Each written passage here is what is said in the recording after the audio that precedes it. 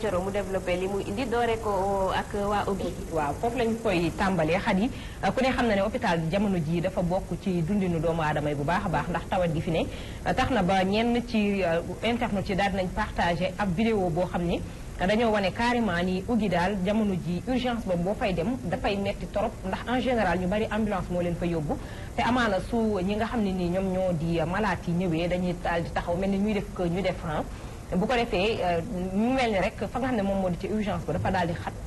torop rawatina sax bu fekkee ni malade dafa yàkkamti pour bëgg a dugg nee nañ dina toog ay waxtu wala ay diir yoo xam ne ni tey jii dayran comme ni ñu ko Charles di wane nii ci biir vidéo bi buñ ko defee tamit ñi nga xam ne ñoom ñoo di internautes yi daal nañ koy partagé daal nañ koy tamit commenté comme ni ñu koy defee saa su ne am na ku ciy wax naan bu fekkee ni malade dafa ñëw sonn lool ndax dañ koy bàyyi moom mu jiitu dugg wala ci rang bi lay topp ba keroog muy egg fa mu jëm donc moom loolu lay laajtee te muy naan bu fekkente ne daa war a taxaw xaar loolu doy waar la te autorité war nañ cee wax balaa bay di wéy mbuus ndax te tamit lu jar bakkan lamb comme ni ñu ko waxee ci wolof am na tamit ku wax naan semaine passée moom dem na fa te lu ko fa yóbboon muy problème rénal moo ko fa yóbboon te urgence ba la dem mais nee na bi mu demee presque xaarloo boobu ñu ko fa xaarloo moom da koy confirmé moo tax dafa mujjee ëlbatiku dem ñibbi nekk ak métitam moo ko gënaloon nee na muy xaar boobu te ñi mu àndaloon dañoo génn di waxaat ak ñi nga xam ne ñoom ñoo géré foofu mais dañu leen di wax naan il faut ngeen patienter pour mu mën a dugg donc moom dafa mujjee retourné demaat ñibbi këram loolu nee na moo ko gën a sax muy lii tey mu ngi wax naan même bu dul urgence baak ñoom seen nee naa nañ dugg bu baax xoolaat biir hôpital bi xool toilette yi tout fépp foo xam ne ni tey malade war na koo jëfandikoo parce que nee na yembul daal hôpital bi du lépp a yemb am na tam ku ci wax naan Sénégal moom hôpitaux yi service d'urgence amu fa nee na à chaque fois da nga naan service d'urgence te fekk na yow da ngay soxla yàkkamti te boo ñëwee amaana la nga bëgg muy faju doo ko am à temps ba tax na tey jii da ngay gis bu malade dafay ñëw une heure am fi une heure de temps keneen ñëw ci kawam ñu jël kooku dañuy xool ñi gën a sonn ba tax na ni ñu ko bëggee daal ameewul noonu am na tam kuy wax naan docteur moo manqué ci Sénégal parce que nee na booy xool ñu koy waxee sax doxalinu école yi ak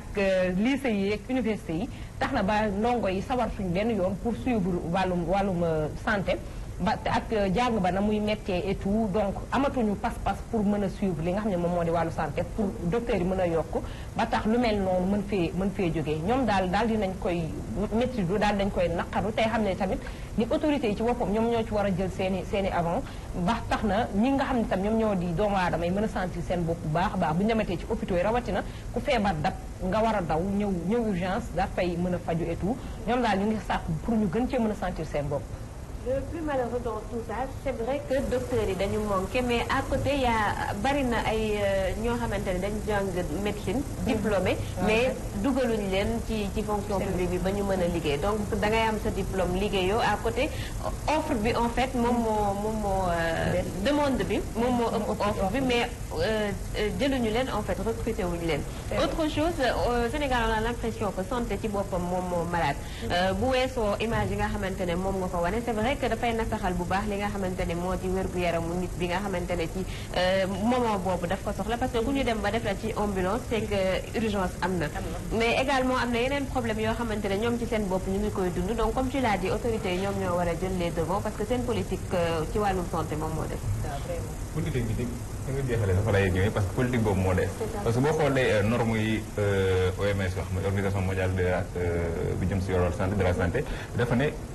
réew askan par exemple boo jëlee benn askan wi 150 000 habitants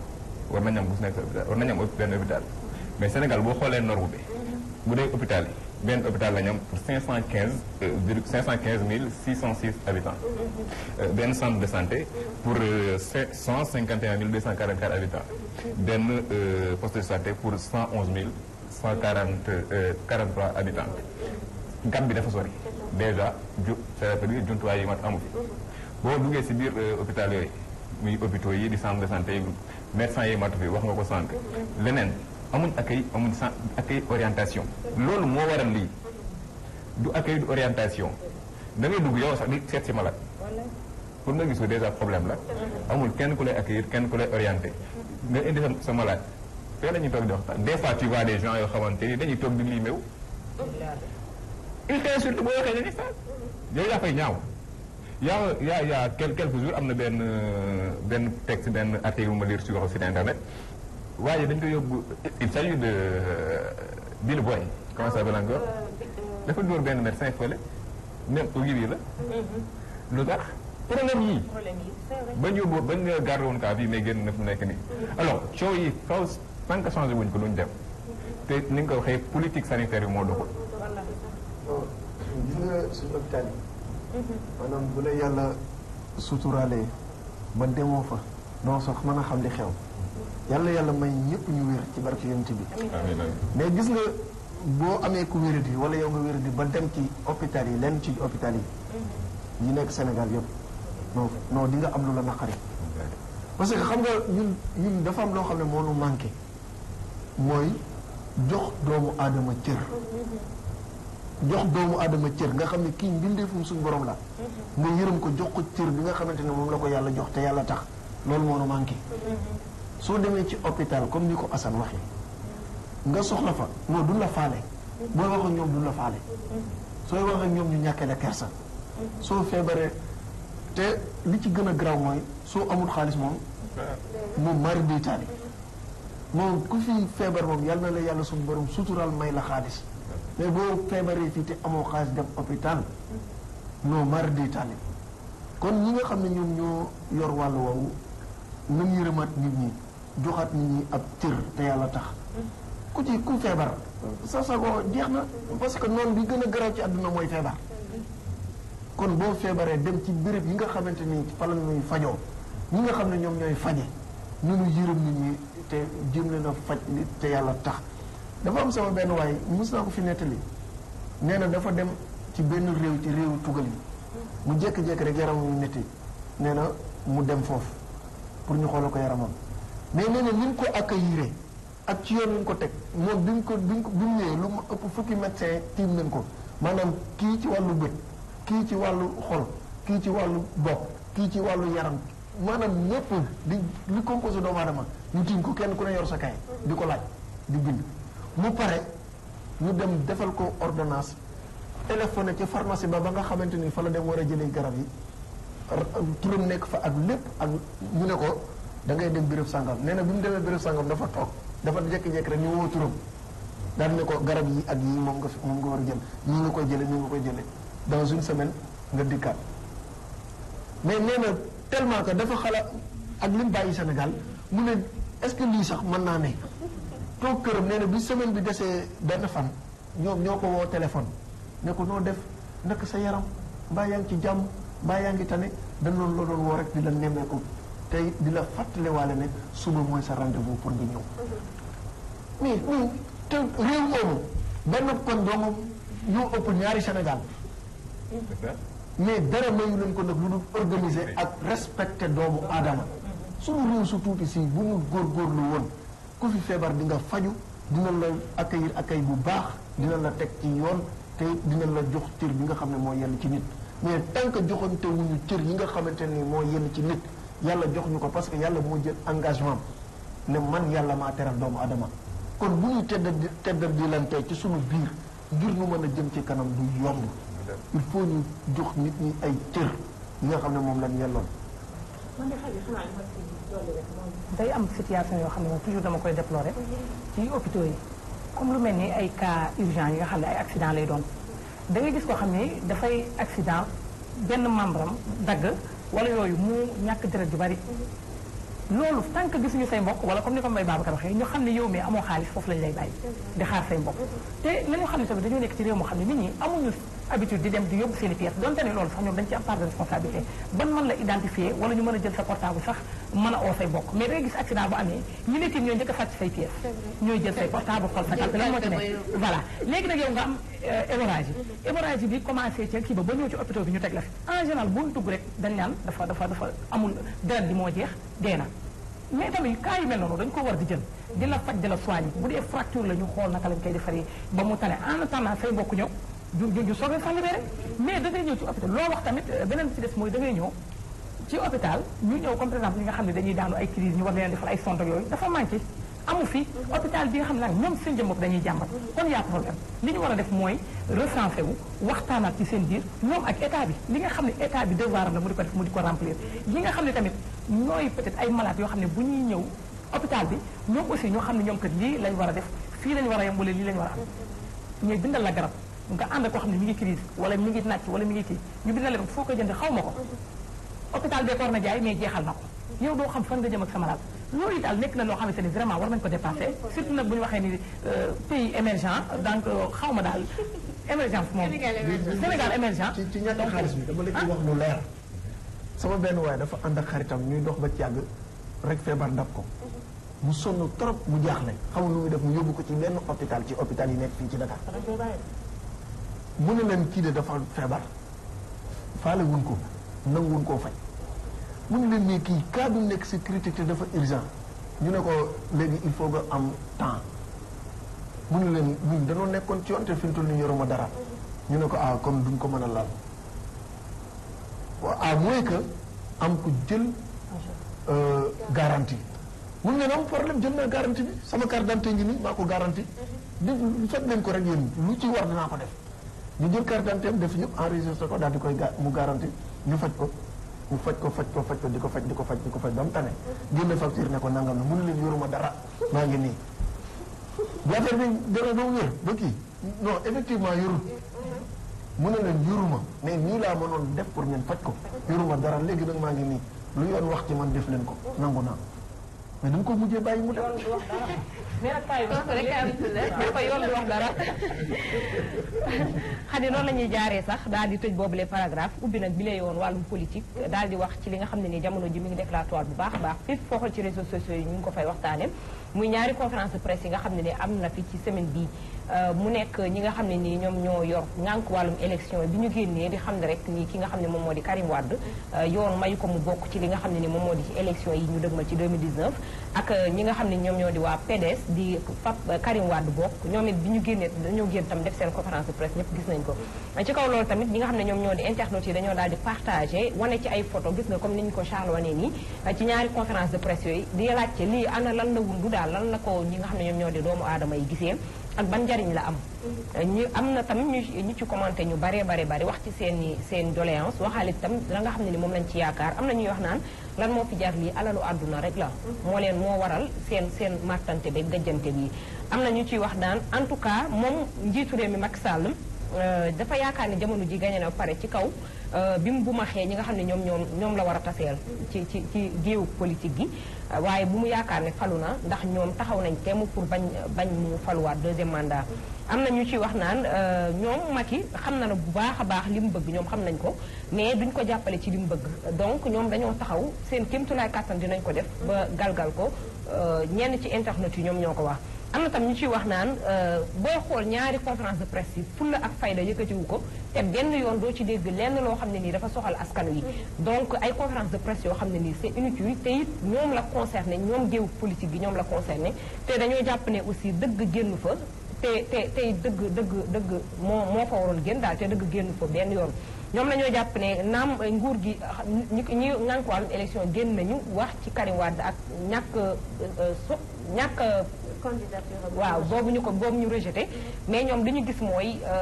am na ci biir commentaire yi ñoo xam ne dañ naan waruñu ko woon a def parce que nii ak naa di expliquer na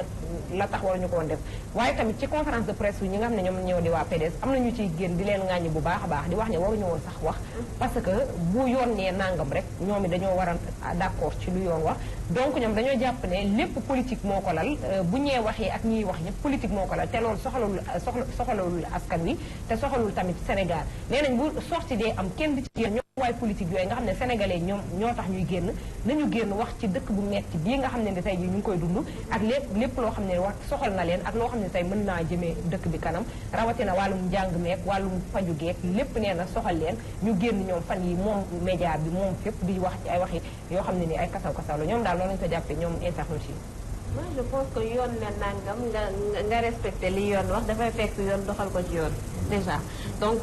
pour ñi naan que waa parti démocratique sénégalais waruñu woon def conférence de presse man je suis pas d'accord parce que bi dogal bi génnee déjà nit yi ñoom la ñu doon xaar parce que les gens ils ont besoin de savoir ndax Karim Wade moom mooy continuer di nekk seen candidat ou pas donc côté boobu fallait ñu leeral ko autre chose également le fait que ñu rejeté candidature Karim Wade ñu bari comprendre luñ déjà ñun journalistes yi sax bi ñu lëñbatee xool kayit bi xoolaat ko on avait du mal à comprendre ñoom ci yan base la ñu ko teg côté boobu également ñu ngi leen ci doon xaar ñoom ñu àddu pour peut-être jéem a xool ñoom yan recours la ñu nar a def bu ko defee ñu xool nan la ñuy def ba continuer parce que ñoom déjà Karim la ñu tànn comme seen candidat voilà bu fekkee am na yoon bu ñu mën a aw ba ñu valider ko pourquoi pas mbir mi boo xoolee PDS mën nañu leen wax dara parce que PDS am na tort pouvoir bi am na tort Macky Sall moom tooram waxtuñ ko dafa am agenda bu mu teg lu yàgg depuis bi mu faloo li mu njëkk a wax mooy damay réduire opposition à sa plus simple expression maanaam dootul amati opposition dootul amati Sénégal mu doon mbir boo xamante ne politiquement c'est pas normal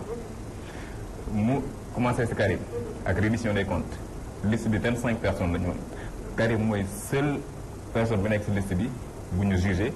condamné gracié exilé et c'est comme ça que ça s'est passé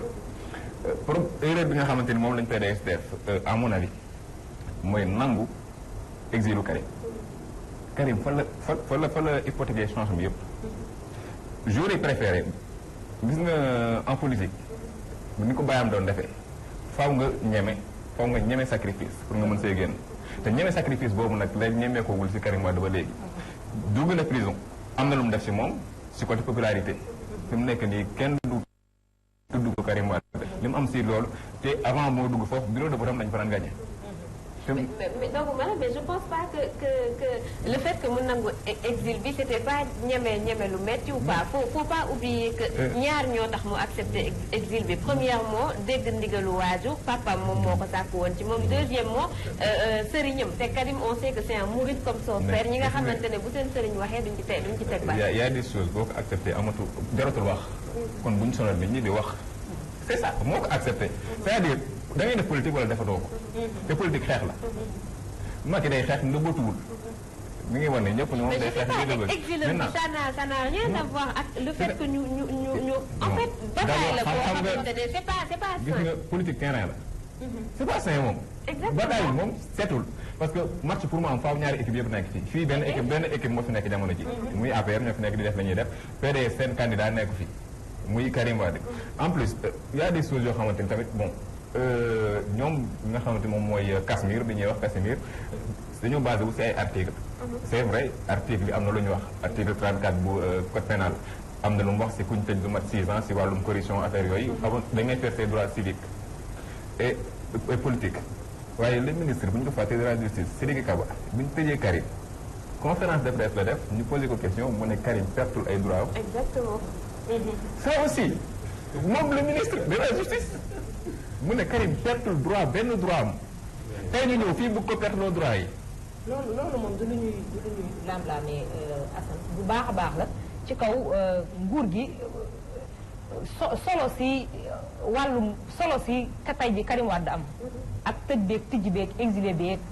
ci politiquement taxaw gi mu taxaw jamono ji ñoom ñoo ko may. ci kaw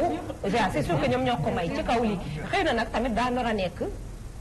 yàq buy defar. parce que nii ñu ko defee nii. mais à côté ni ñu koy may popularité ak doole noonu la ñu koy baarelee yoon boo xamante ne loolu mën na koo jëriñ. mooy ci kaw exilé bi ñu ko exilé. non le fait de ñu invalider candidature lu mu mën ci am popularité et cetera ça lui sert à rien bi ko mënu nekk candidat. et une autre chose boo tamit muy waa PDS ba tey ñoom xamoon nañ ni lii fii lay mujjee il devait se préparer en conséquence parce que PDS nag du parti bu daw. plan B plan C ñoom ñu ngi naan mënuñu ko am. ñu ngi si ay 8 mois des élections présidentielles dañ koy préparer ay at. Karim Wade bu nekkee door fi mu nekk nii parce que recours bi même bu ko déposé dañ koy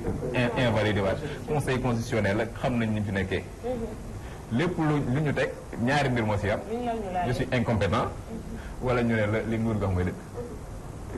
démb lañ ko mujj def ak mbirum parrainage bi ak recours opposition bi donc. muy PDS ba léegi fi mu nekk Karim Wade li ñu ko jàppee nii c'est un messie qui va venir sauver le Sénégal amul quoi ñu wax peut-être de 7 ans lañ fi jógee bi ñu fi jógee léegi 7 ans rek la gis nañ li fi jotoon a am.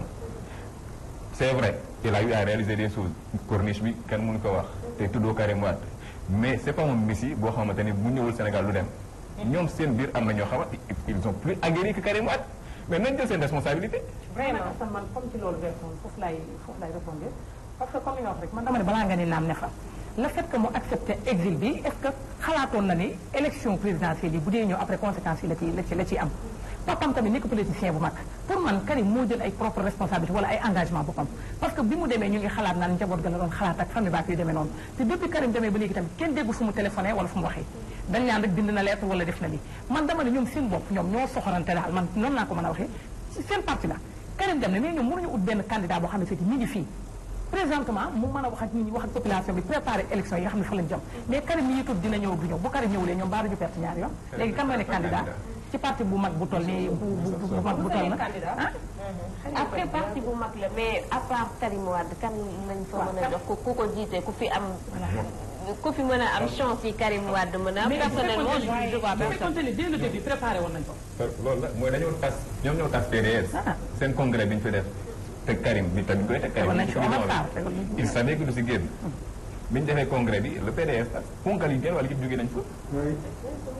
et en ce moment bon on a peut-être des Madické Niang ñoo ay numéro 2 yoo xamante ni peut-être am nañ carrière ils sont présidentiables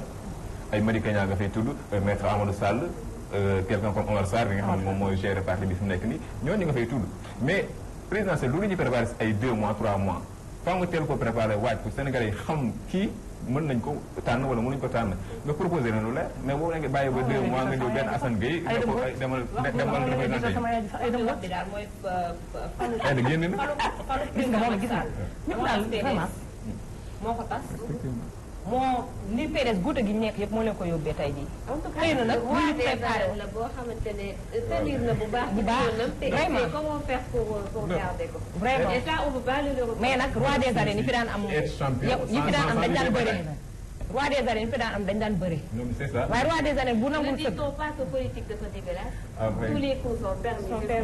balaa nga ne naan daal nekk fa wala fa ko wax. man daal xam naa lay muy def politique nga xamante ni kenn ku ci nekk dañuy xëccu pour yor réew mi ak ñi nga xamante ni yoruñu ko mais dañoo war a xam ne réewum Sénégal la ñu am te moom la ñu moom la ñu bokk te lu koy doxal ak lu ko jëme kanam ci lañ war a nekk man xam nga laa mën na comprendre koo xamante ni kilifa lay doon ci réew mi di xëcc réew mi pour jot ci wala sax xëccu ci mu nekk ci benn parti suñ ko tuddee ñu ne c'est un milliardaire te mënoo gis pépp suuf boo xam ne wii nag moo ko def ci réew mi ngir réew mi dox yow nga ne da ngaa bëgg réew mi pour di ko laaj ngir jot ci waaw mais yow lan mooy sa njëriñ kon ci réew mi yow yor nga ay milliards mais nekkoo président de la république wala yaa ngi xëcc pour nekk président de la république waaw li laay wali rasul yi mënoo defal réew mi dara ngir mu dox te yow ngay yóotu ne da ngaa bëgg jot ci réew mi ngir doxal ko waaw kon sa bëgg réew mi ak bëgg mu dem ca kanam ak doxal ko fu mu ne suñu fekkente ne nii da ngay def mooy defu ngistal bàyyi ba nit soxla wala nit xewle nga dem def ñëpp di ca gis wala am lu am wala dara nga doog a yëgal sa bopp mais lu teree ñoom ñi nga xamante ni ñooy xëccu ngir jot réew mi te ñenn ci ñoom di ay milliards wala ñuy wuyoo ay borom xaalis wala borom daraja wala dara lan moo tere ngir wane na yow da ngaa bëgg sam réew nga nekk président nga bañ koo nekk ci yem nga fexe def ci réew mi dara loo xam ne dina tax réew mi dox ñoom ñëpp suñu amoon esprit boobu di def loolu jarul xaar xëcc réew mi ak a nekk président yooyu ku fi nekk président ku fi nekk président yooyu yem ñun ñëpp nañu boole suñuy xol tàppe ko faslante suñuy laxasaay fexe defar suñu réew mi moo gën ñu toog fii di politique ka wax rek jëmale bu kenn xamul réew yi nga xamante ne woon ay guerre lan amoon ñi ami xiif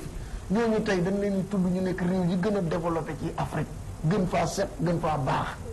mais ñu bëgg a toog fii di wax rek ak politique ba kañ loolu la war a américain Harry Truman doon ne mënoon nekk milliardaire boo nekkee politicien sauf nga nekk sàcc mais jeex na mais amul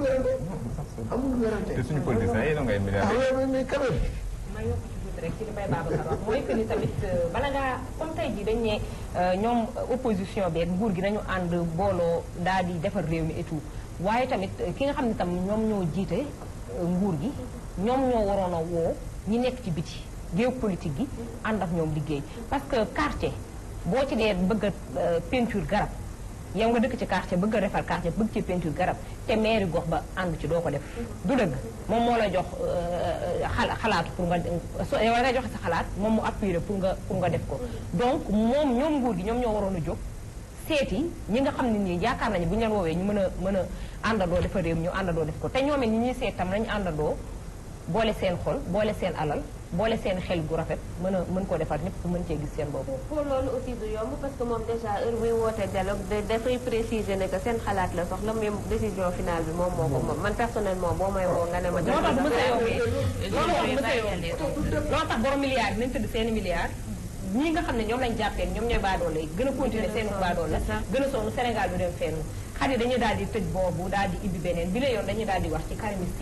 karimiste yi nag dañoo mere ki nga xam ne ni moom moo di Ahmed Aïdara bi nekkee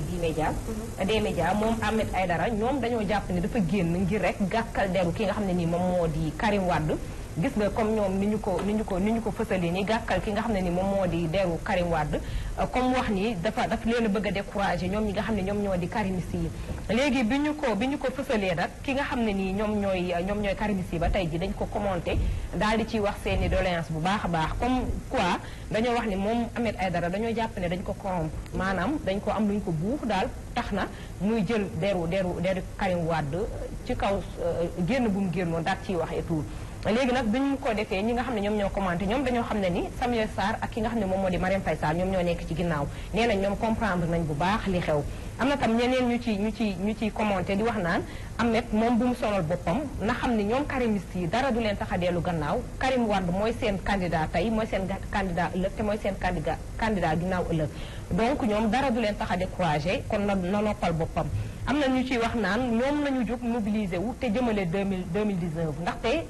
retard weesuwul ay benn nit wax fee beneen nit wax fee la ñoom ñu koy nekk di tontu et tout te amalu leen benn solo ndaxte moom mënta wax a wax ba découragé leen wala mu am lenn loo xam ne nii mi ngi koy indi ci seeni militant am na tam ñuy wax naan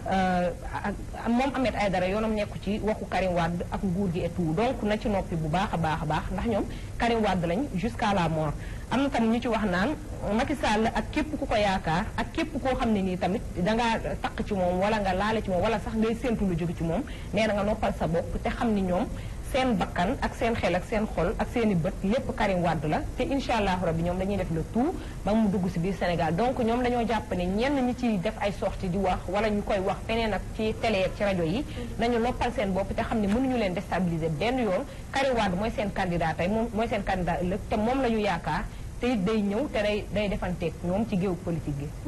je pense que Ahmed Aïdara cette fois-ci il est dans son rôle et li nga xamante ne moom la leen wax également moom la majorité journaliste yu bari wax c'est-à-dire cherchez-vous un autre candidat avant qu'il ne soit trop tard. bu dee loolu la ñuy meree ngi ci moom je pense que dañuy mer ba sonn meree nañu bari. Tout à l'heure je me demandais Ahmed lan la wax. vraiment c'est posé problème quoi. candidat avant qu'il ne soit trop tard. mais xanaa du loolu rek moo war a coow li. ci ginnaaw. ak li ñu ko jiit lépp. non am na nëbbatuwul day politique. il veut la mairie de Guédiawaye. wax na ko nëbbatuwul. te it wax gi mooy bu fekkente ne dañu wax ay lu corrompre ak ay ànd ak nguur gi ñoom seen ñëpp xam nañ ne li ñu wax noonu ñii la def. parce que yaakaar ci sama yaakaar man laay waxee en tant que Thioro Ahmed jegewul wala laalewul ak fi nga xam ne ni moom moo di nguur gi ku ne gis na ko foofu te Guédiawaye ak nam fa mel ak nam fa mel ak ki nga xam ne ni moom moo di Aliou Sall donc su ko defee moo ko yaa ngi laal politique moom bàyyi leen seen yëpp rek bu leen jéem a fetal bu leen jéem a takkal voilà bu ñu xasee ba teg seen benn tànk ci biir politique moom lu ne mën na lu ne xaj na ci waaw loolu dëgg la waaye kon mu trahir Guédiawaye ndax Aliou Sall waaw léegi xarit bu ñu tëjee loolu dañuy daal di ubbi beneen bi leen dañuy daal di def tukki nemmeeku nag dem ba ca fële ca Italie daal di seeti yi nga xam ne moom moo di consulat bu Sénégal ba nekkee ca Milan consulat ba ñoom dañ gis na dañ ko wane nii mu daal di am tuuti incivisme tuuti waaw tuuti incivisme mais daal ñi ko publier gis nga comme ni ñu ko waxee nii dañ ne consulat wala ambassadeur bu mu mën ci doon dafay représenter waaw tout un pays. donc ñoom la ñu jàpp mooy consulat Sénégal bii Sénégal rek la fa toogal donc lu rëy la ci ñoom ba tax na tamit ñoom commenté nañ ko bu baax a baax di wax naan ambassade Sénégal sax ba nekk Grande-Bretagne ca Londres nee na boo fa demee ñoom ña ngay jooy ci ak calte ak lenn loo xam ne ni tey jii ñoo ngi ko fay nemmeeku bu baax a baax am na ñu naan yi comportement tamit la ñu nekkee fii ci suñu réew donc bu fekkente ne dañuy tukki moom rek dañuy yóbbaale te bu ñu fàtte tamit ni ñi fay liggéey Sénégal fi leen jógee doog a dem foofu am na ñu ciy wax naan ci biir consulat boo duggee ba nee na dem ci toilette yi day mel ni sax foo xam ne lii ay mala ñoo fa war a nekk nee na dafa dégueulasse ba nga xam ne nii tubaab bi sax ñoom à chaque fois ku ci dugg si da ngay taf say bakkan wala ngay am neneen nooy def am na tam ñu ci wax naan xanaa ñi fay nekk amuñu ñu leen di baleel ñu leen di raxasal ak ñu leen di dégager poubelle di leen dégager mbalit yi et tout parce que lii dara jaru ko nee na li ñu nekkee ni mën nañu ko yemale fii ci biir réew mi mais c'est pas normal ñu ko yóbbu ci benn dëkk waxuma laa dëkk tubaab bi ba ñu ciy jàppaat di ñu ci gën a yeb et tout am nañu ci wax naan sunu lii rek la ñu wane sunu bopp rek la ñu wane parce que nee na fii ci biir réew mi boo ñëwee ci yenn biir mairie yi boo duggee da ngay gis ne salte ba fay nekk ak na muy melakaan ba muy mel du adéquat ak nit ñi sax di fa nekk donc bu ñu demee ba Italie ba consulat di ko mel wala ambassadeur di ko biir ambassade bi di ko mel donc dañuy jàpp ne rek ñun sunu jukko la ñu wane daal waaye tamit nee na jukko boobu ñuy jël di ko yóbbuwaat nañ ko bàyyi fii biir Sénégal te xam ne demul feneen sunu jukko bi ñu rek ñu ñoo ko yor donc internet yi ñoom ñu ngi koy métti lu baax a baax tey wax ni consulat bi dañ ci jóg setal ko def ci lépp loo xam ne ni war nañ ko cee def ngir Sénégal tam mën a sigg ci gox boobu nga xam ne foofu la ñuy représenté. malheureusement duñ ko mën a commenter parce que waxtu bi ñu jërale woon.